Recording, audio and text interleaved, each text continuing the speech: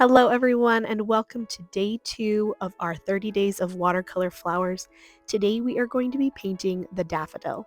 We're going to sketch out what the daffodil looks like before we start painting it. So I'm doing these C curves for the center. The center of a daffodil is called a trumpet. The trumpet comes from the center of the flower and at the ends has really wavy edges, and then I sketch some darkness into the center to represent how it's going to be kind of a tunnel, kind of a tube down through the center of the trumpet. And then, of course, the big teardrop petals coming off of the trumpet to create the daffodil. Now, that first daffodil was pointed to the left. We were seeing it from the side. But if you want to paint a daffodil straight on, you're going to start with a big wavy circle to represent those wavy edges of the trumpet. So you're not seeing any of the trumpet from the side, and then all of the petals are going to come off of that wavy circle. So we're not going to see any of the trumpet, but we're going to give the idea that it's there because we can see that wavy edge. And then once you understand kind of the anatomy of a daffodil, you can play around with different positions of the daffodil. So this one is to the side, but we're seeing a lot more petals and some of the trumpet. So it's not straight on, it's not straight to the side. We're just kind of playing around with placement. One thing to remember is that daffodils have 6 flower petals. So as long as you have 6 petals in there, even if some of them are hidden and you have just the idea of them, it will work. Daffodil stems go straight down. They can have a slight curve as the flower curves over, and then they have the very thick, long leaves that come together at a point at the end and are very thick at the base. Now we get to start painting our daffodil. So I am taking some cad orange, very pigmented, not too much water, and I am going to start by painting the trumpet. Now the trumpet is kind of a squat circle, so it kind of feels like it's flattened at both ends, and we're painting this daffodil that is showing from the side, so we can definitely see the trumpet.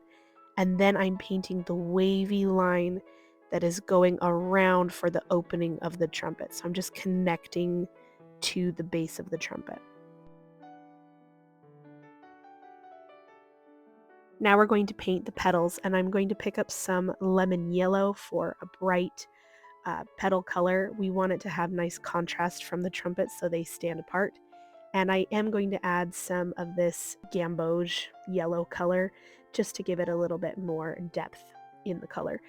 I also like to tap onto the trumpet so that it gives a little bit of a bleed effect. My trumpet's kind of dry at this point, so it's not a ton of bleeding, but I love a good bleeding moment. But you'll see I'm using my brush to create the petal on 2 sides. So I'm starting with light pressure at the tip, pushing down on my brush, and then bringing the pressure back up to the tip.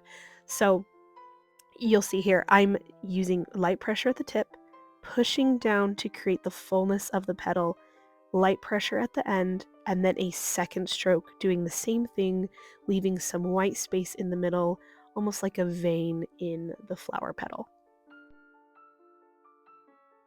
Because this daffodil is viewed from the side, I want to give the idea of petals in the back, so I'm doing kind of these small triangular shapes that let you think, okay, there's petals back there, but they're pretty hidden because I'm seeing this flower from the side. So it's just the hint of petals without painting them. So now we're going to pick up some more of that bright orange color, and we're going to paint the flower that is facing us.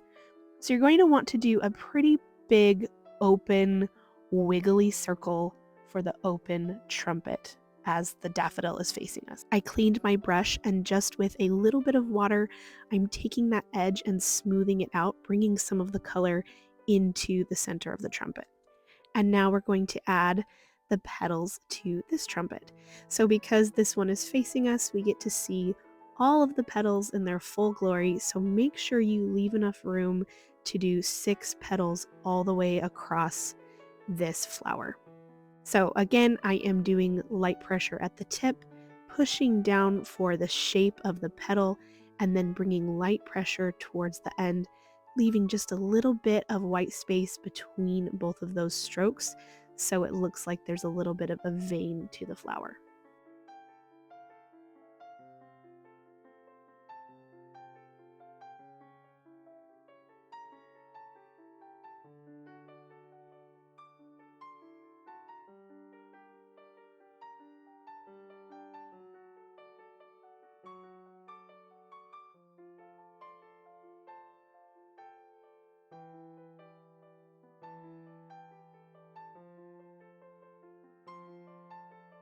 Now that I've got my 6 petals, I'm going back in with some darker orange to really beef up the color of the trumpet.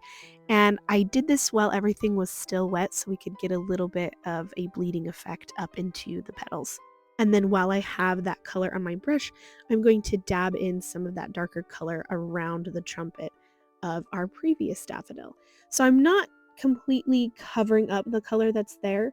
I'm kind of adding just a little bit of an edge around the color that's already there.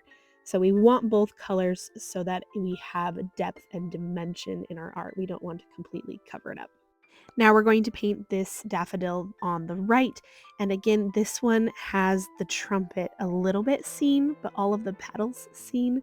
So it's a little bit different. We're going to start with the open wiggly circle first so that it gives us a reference point of where to paint the base of our trumpet.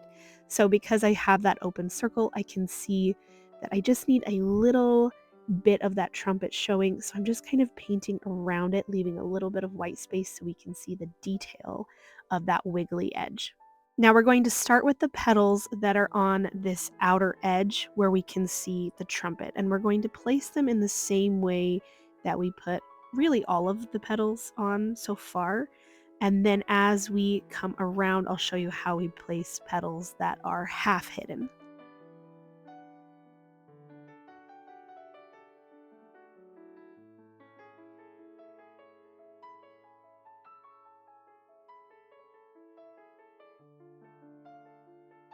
All right, so the key with these half hidden petals is to remember that we're not going to see all of the petal. So the petals are going to be smaller. They're not going to be full petals. You want to envision what those petals would look like if there was a trumpet in the way. So it's kind of just some short little yellow triangles facing around the outer edge of that circle. And now I'm going in and adding that extra dark orange color around the base of the trumpet as well as that wiggly edge.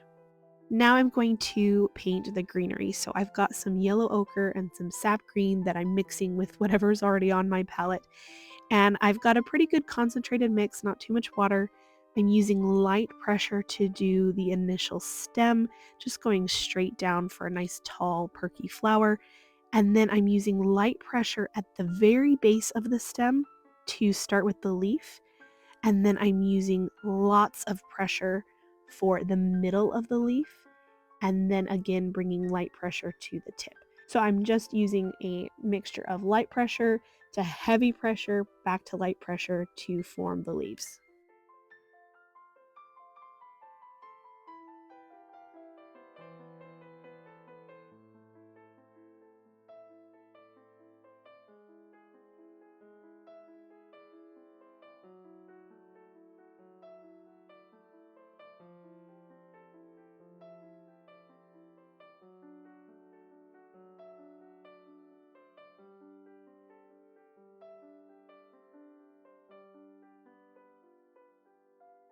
As everything starts to dry, you can take that same green color and start adding details to your greenery.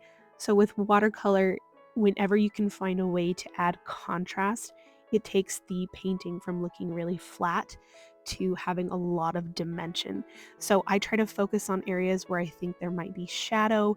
Sometimes I just add color where I think it looks good. So you don't have to focus on totally adding it in specific places like shadow, but anywhere you can add some contrast where it doesn't look overdone and you can just add a little bit here and there will really take your paintings to the next level. Now I'm mixing up some dark brown color for the stamen in the center. Now they're not very dark, but I love the contrast that adding a little bit of a dark stamen adds to these daffodils. You could do a lighter yellow color, but I just really like the contrast of maybe these stamen look, have more of a shadowed look. Then I felt like the center of the trumpets were a little bit too white, so I took some of that same orange color we had already used and filled in some of the gaps in the centers of the trumpets. And then I took some of the really dark orange to add some more contrast around the edge of our wavy centers.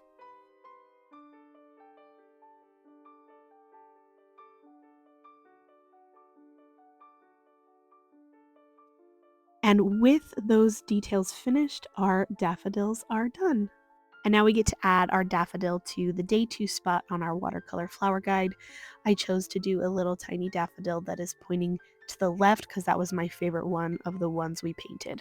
I cannot wait to see how this flower guide fills up over the next 30 days. Thank you so much for being here for day 2 while we painted the daffodil. I will see you all tomorrow for day 3. Bye.